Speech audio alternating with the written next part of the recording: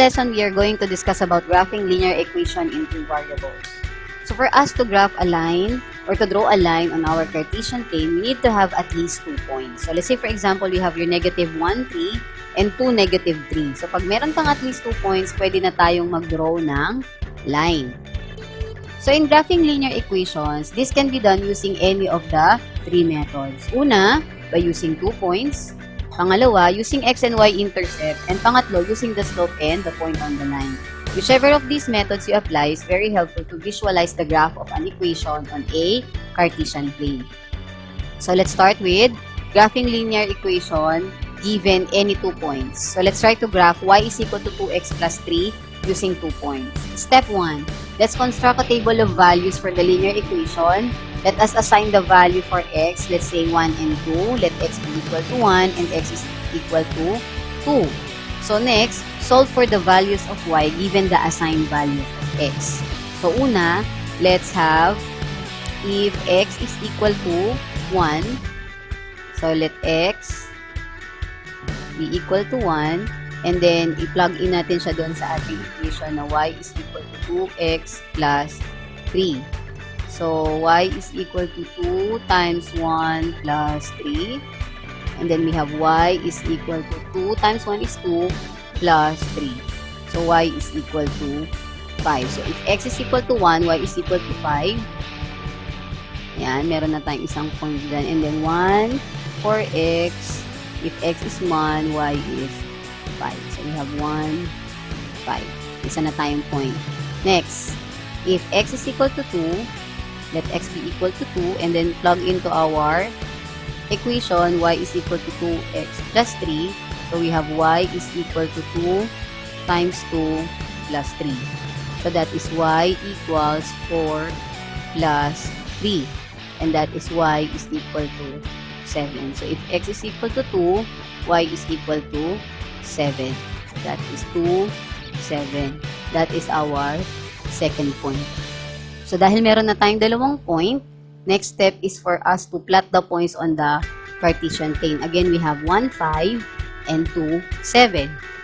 And we can now draw a line through the points, and that is already the graph of y is equal to 2x plus 3. Next, let's try to graph linear equation given x and y intercept. So, graph the linear equation 3x plus 2y is equal to 6 using the x and y intercept. So, let's construct the table of values for the linear equation. So, kapag sinabi nating y-intercept, x is equal to 0. And kapag sinabi naman nating x-intercept, yung y naman ang magiging 0. So, let's solve for the y-intercept by letting x be equal to 0. So, that is 3x plus 2y equals 6. If x is equal to 0, then we have 2y equal to 6 kasi wala na yan. So, that is 2y equals 6. Divide both sides by 2. Then, we will have y is equal to 6 divided by 2, that is 3. So, again, if x is equal to 0, y is equal to 3. Yun yung ating y-intercept. So, dito, we have 0, 3. Next, solve for the x-intercept.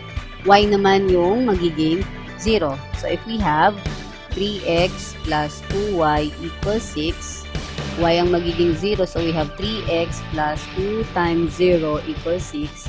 Wala na yan. We have 3x equals 6. Divide both sides of the equation by 3. X is equal to 2. And the coordinates will be 2, 0.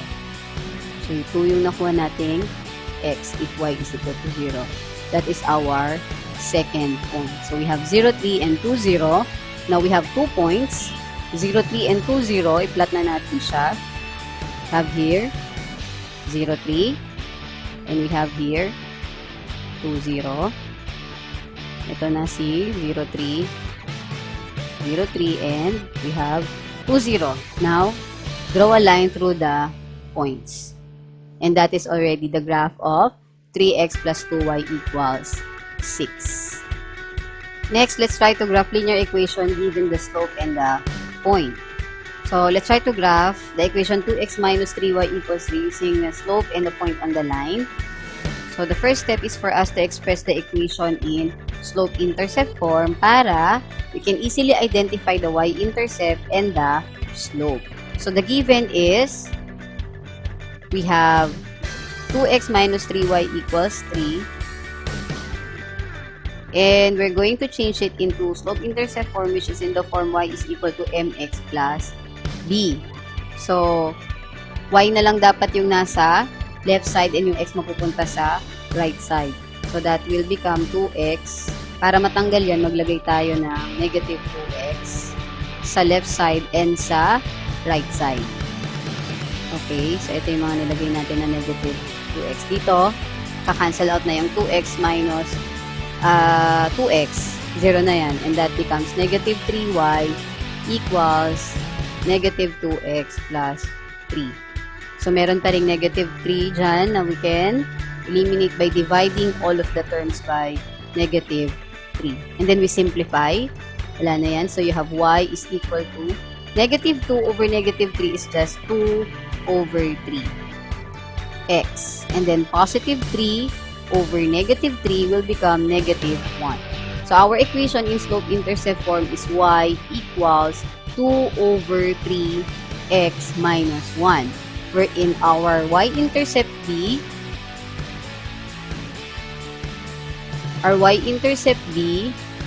is negative 1. Ang coordinates niyan kapag y-intercept, again, 0 sa x, and then negative 1 for y.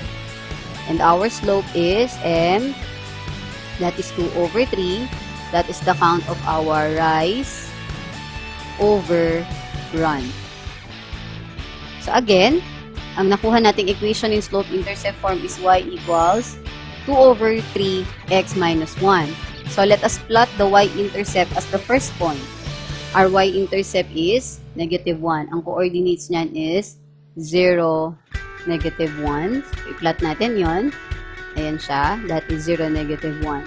And then, we use the count of our rise over run, which is 2 over 3. Yun yung gagamitin nating bilang ng rise over run. So, puro positive. So, that means up and right. So, we have here, from this point, we have rise is 2. We have 1, 2. And then, run is 3. So, papunta sa kanan dahil positive, we have 1, 2, 3. Dito mapupunta yung ating pangalawang point. That is at 3, 1. And then next, we can now draw the line through the points. Ayan siya. And that is the graph of our given 2x minus 3y equals 3. And that's it. Thank you.